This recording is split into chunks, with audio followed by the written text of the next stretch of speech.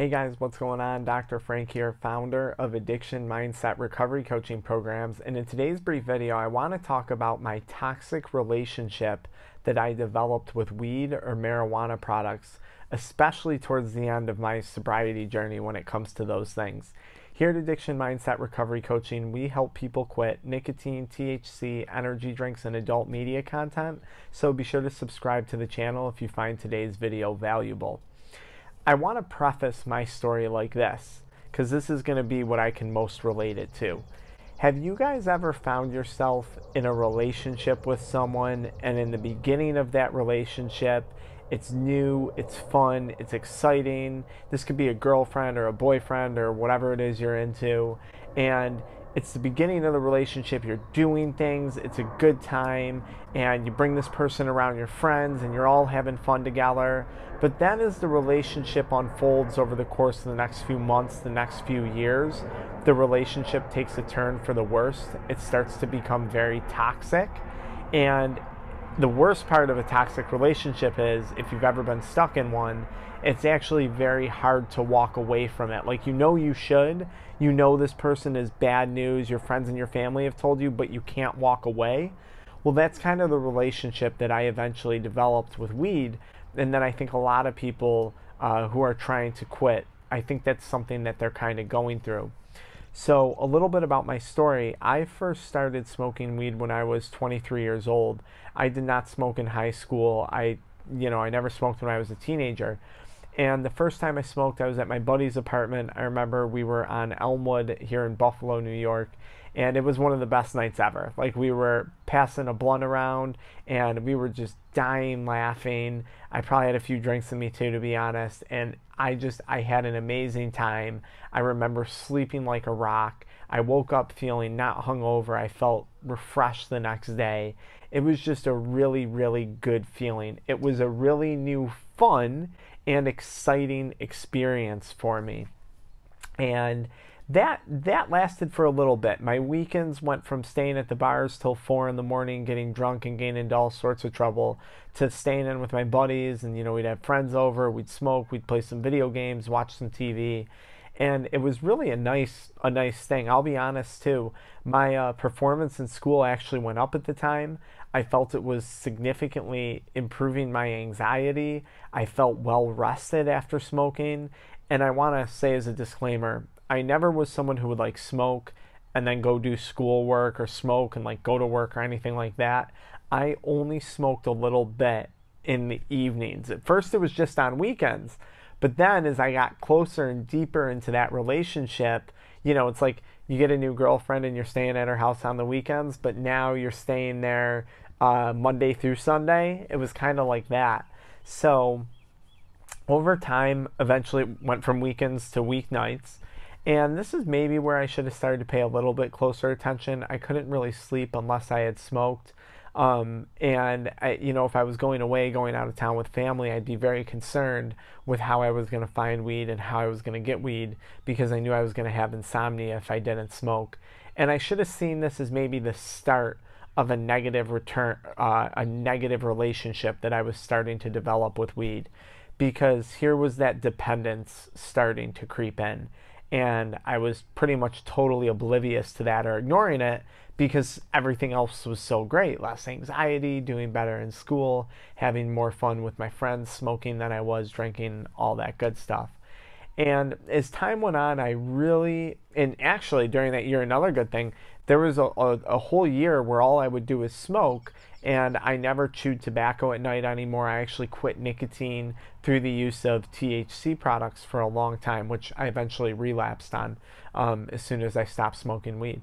So, and my journey is long and complicated. It wasn't that simple. Anyways, so then it kind of became like, now I was getting home and I had to smoke. Like, when I would get off of work, when I would get off of school, I had to smoke. Now it wasn't I'm having fun with friends anymore. It was I'm going home, I'm sitting in my room, I'm getting high, and I'm watching TV.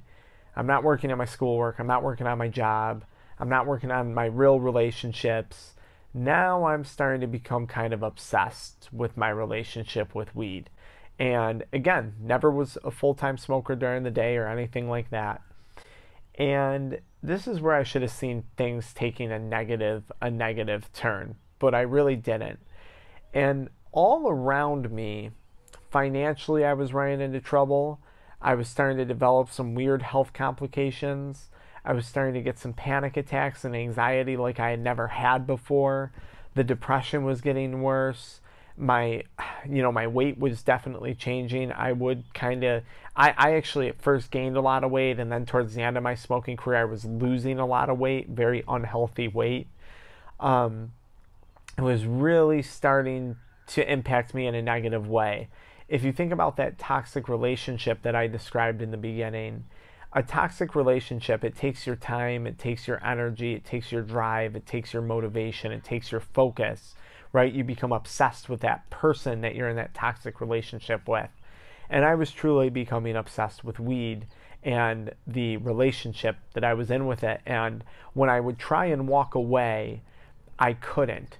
And I almost felt like it was a form of gaslighting when I was trying to quit Mary Jane. Like I felt like addiction was gaslighting me, because I would be thinking one thing and I was pretty confident that this was no longer good for me.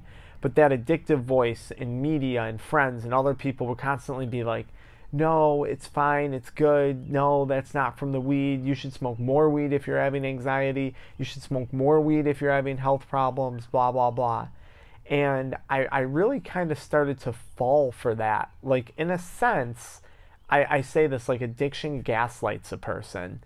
And I really felt that to be certainly true when it came to my addiction to marijuana. The relationship took a really bad turn when the black market products hit New York. So we're talking about dank vapes, we're talking about Mario Karts, cereal carts, and all those things.